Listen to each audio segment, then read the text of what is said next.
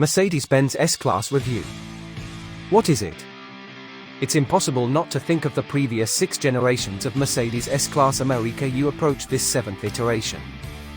Think of them and pity such piffling technological world firsts. America anti-lock brakes, 1978, on the W116, or airbags, 1981's W126.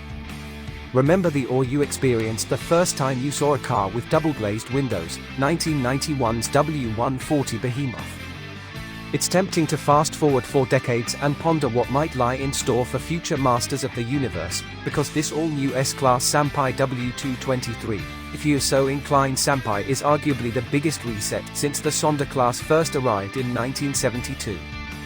It's a head-spinner, car that looks further ahead than ever, and takes contemporary obsessions such as America connectivity, digitization, electrification, and autonomy, and gives them the mother and father of all Mercedes twists. But by God, do things move fast. Even 12 months on from launch, its technological twists, such America mood lighting that pulses if you talk to the car, already seem normal.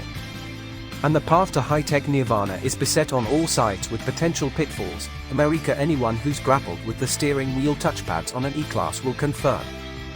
Mercedes has at times tested the hypothesis that it is possible to have too much of a good thing. Lots of tech then. Where to begin?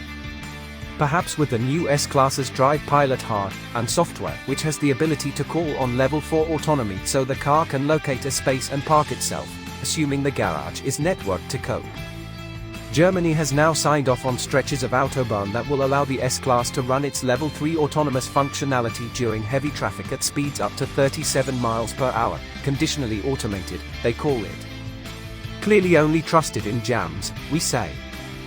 That means hands-off driving and the freedom to check your emails. Although you could argue that this, the ultimate in chauffeur-driven cars, has been autonomous for years, and any email checking will likely be done by whomever is in the back. Chinese customers, who accounted for 1/3 of the 500,000 current S-Classes sold, apparently like to drive their own cars at the weekend. Soon they'll be able to sit behind the wheel and not drive. It's not electric, is it? No ma, you're thinking of the X.